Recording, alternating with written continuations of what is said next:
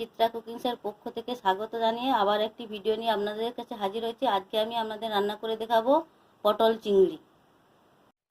পটল চিংড়ি রান্না করার জন্য আমি কয়েকটা পটল এরকমভাবে কেটে নিয়েছি, আর যে আলু কেটে নিয়েছি। এবার পটলগুলোকে আমি তেলে ভেজে নেবো। আগে গ্যাস জ্বেলে দিয়েছি, কড়াটা গরম হয়ে গেছে। এবার তেল দিয়ে দেবো পটলগুলোকে ভাজার জন্য।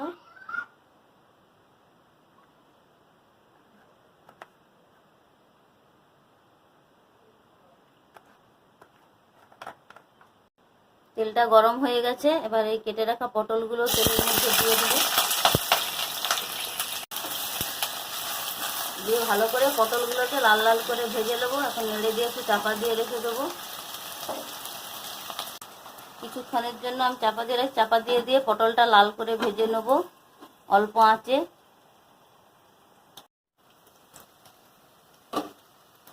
আমার পটলটা কীরকম ভাজা ভাজা হয়ে গেছে। এবার অল্প একটু নুন দিয়ে নামিয়ে নেব।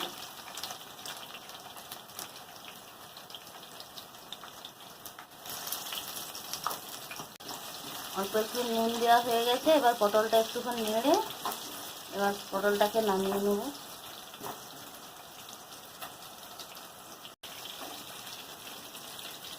এবার পটলটা হয়ে গেছে, আমি নামিয়ে নেব।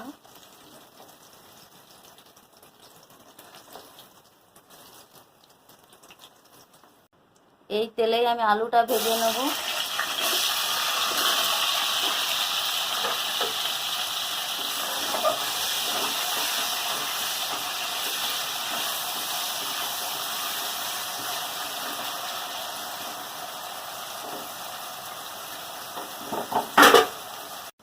কিছুক্ষণ ঢাকা দিয়ে আলুটা এবার ভেজে নেব।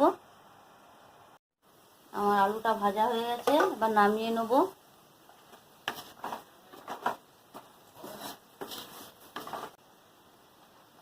এবার আলুটা নামিয়ে নেব।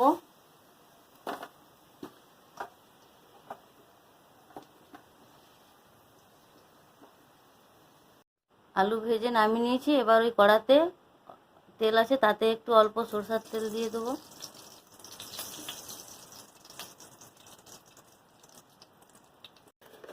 তেল গরম হয়ে গেছে, অল্প একটু চিনি দিয়ে দেবো।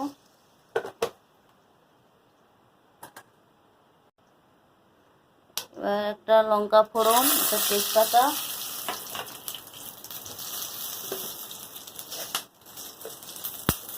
অল্প একটু পাঁচ ফোড়ন,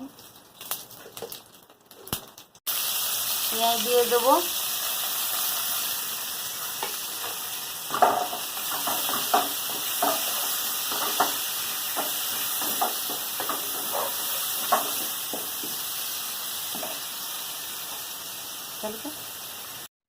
পেঁয়াজটা যাতে ভাজা গলে যায় তার জন্য অল্প একটু লবণ দেবো।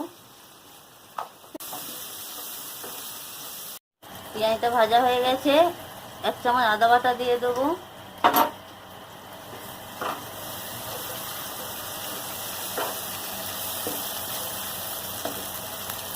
রসুন বাটা,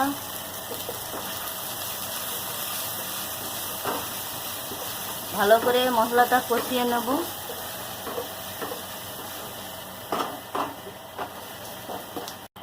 অল্প একটু জিরা গুঁড়া দিয়ে দেবো, অল্প একটু ধনে গুঁড়া দিয়ে দেবো। সব কিছু দিয়ে মশলাটাকে ভালো করে কষিয়ে নেব।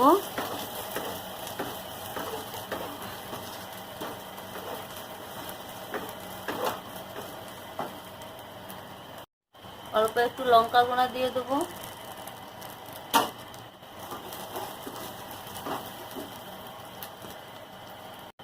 একটু হলুদ গুঁড়া দিয়ে দেবো।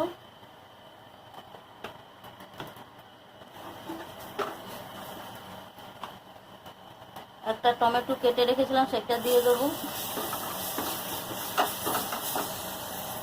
বেটে রাখা মশলার জলটা দিয়ে দেবো।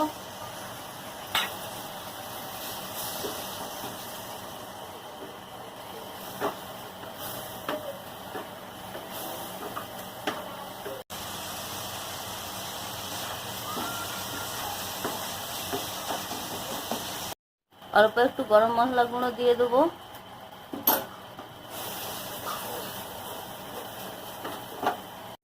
দিয়ে ভেজে রাখা আলু আর পটল এর মধ্যে দিয়ে দেবো। দিয়ে একটু ভালো করে 5 মিনিট কষিয়ে নিয়ে জল দিয়ে দেবো।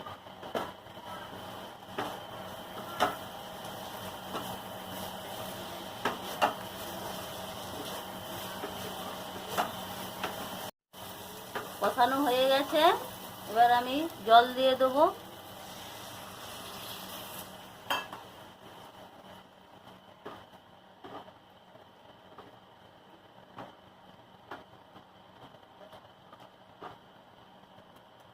এবার 5 মিনিটের মধ্যে চাপা দিয়ে রেখে দেবো, তারপর আমার রান্নাটা শেষ হয়ে যাবে।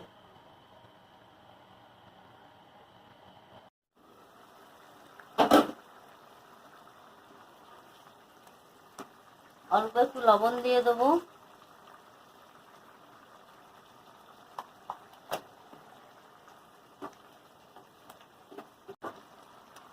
1 চামচ পোস্ত বাটা দিয়ে দেবো।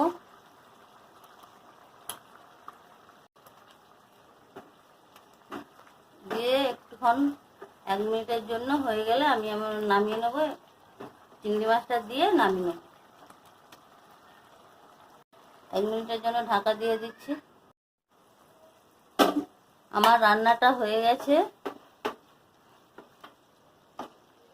কয়েকটা চিংড়ি মাছ ভেজে রেখেছিলাম, সেগুলো দিয়ে দেবো এর মধ্যে।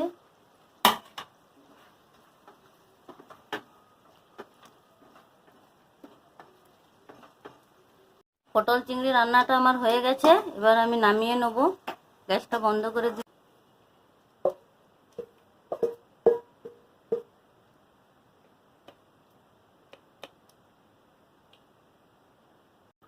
আমার এই পটল চিংড়ি রান্নাটা এখানেই আমি শেষ করলাম। দেখতে পাচ্ছেন বন্ধুরা, আমার রান্নাটা হয়ে গেছে। আমার এই রান্নাটা যদি আপনাদের ভালো লেগে থাকে, লাইক, কমেন্ট, সাবস্ক্রাইব করবেন, তাহলে আমি আরও নিত্য নতুন রেসিপি নিয়ে আপনাদের কাছে হাজির হব।